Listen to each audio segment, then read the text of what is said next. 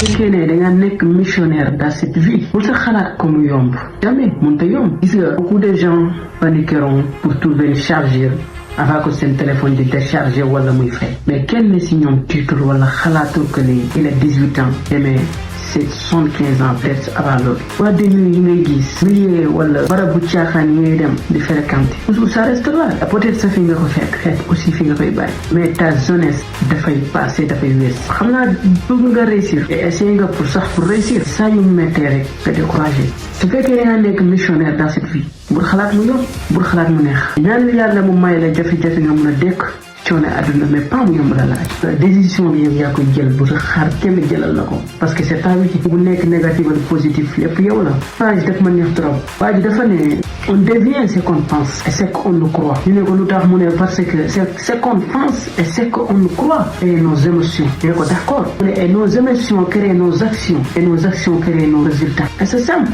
àddina lépp fii la lépp mi ngi changé moment bi nga commencé changer ni ngay xalaatee c'est-à-dire que positif pour des résultats positifs. Fois tu penses à votre ex tu n'arrives pas à le sortir de votre tête. Des fois vous pensez de vos problèmes ngeen bëgg mu dañ ba sonn te mun a nekk pour wax la mental nan lay fonctionner lépp mi ngi commencer si votre mental ak votre état d'esprit. Des fois vous passez à votre ex vous n'arrivez pas à le sortir de votre tête. Des fois vous passez votre problème ngeen bëgg ko génne seen bopp ba sonn mu bay. pour expliquer la mental nan lay fonctionner moment que mu la waxee ban ngay choisir da nga may naan ñaar yëpp problème la ñaar yëpp a yem et essayer waxal sa mental que ne mu génnee sa ex wala say problème si sa xel mënta nekk parce que mental du fonctionner noonu mais moment que bi nga dem choisir beneen chiffre décision bi yow yaa koy jël bu sa xaar kenn jëlal la ko parce que c'est pas wiki et résultat yi bu nekk négatif wala positif lépp yow la. moo tax benn phrase daf ma neex trop waa ji dafa ne on devient ce qu'on pense et ce qu'on nous croit. ñu ne ko lu tax mu ne parce que c'est ce qu'on pense et ce qu'on nous croit pour créer nos émotions. ñu ne ko d'accord mu ne et nos émotions créent nos actions et nos actions créent nos résultats. et c'est simple àddina lépp fii la différence entre ce que vous êtes et ce que vous voulez être c'est ce que vous faites. c'est simple. gis nga d'accord dégg naa li nga wax mais gis nga li ngay fexe yi ngay def pour nit ki mbiram mun a taxaw soo ko fexe woon ci sa bopp say mbir avancé. gis nga ne nit di rawee nit buy tëdd du ko tekki bu yeewoo du ko takkaat. 2024 tire à sans fin. Mais j'aimerais attirer votre attention sur cette réalité. gis nga fêter nouvelle année mooy fêter nouvelle opportunité. fêter nouvelle année sant yàlla parce que jusqu'à présent yaa ngi dund. combien de personnes nga perdre ci année bi mu nekkoon sa xarit wala sa mbokk wala ku la jege wala koo xam. pourtant amoon nañu projet 2025 pourtant peut-être bëggoon nañu yóbbu maire bi mag peut-être bëggoon nañu tabax kër dugal ko ci peut-être tukki woon nañu bëgg a ñibbisi. Le problème avec toi tu penses que tu as le temps alors que le temps passe vite. chaque année ay millions de personnes ñooy fêtewu. pourquoi parce que am na chiffre bu changé am beneen chiffre bu ñëwaat pourtant contraire bi la waroon nekk si ñenn ñi.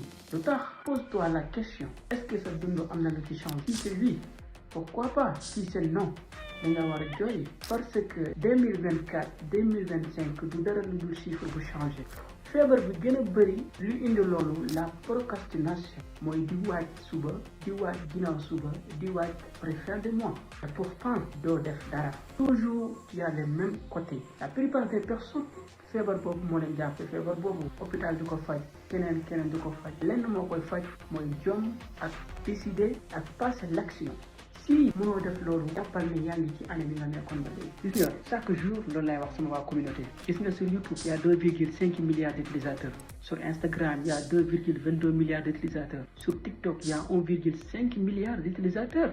et toi qu'est-ce que tu as créé. alors que ñii yëpp ay nit lañ comme yow. et pourtant entreprise yi nii ay milliards la ñuy génnee par jour. c'est simple. gis nga Steve Jobs mooy première personne bi créé iPhone janvier 2007. Mark Zuckerberg mooy première personne bu fondé Facebook 2004.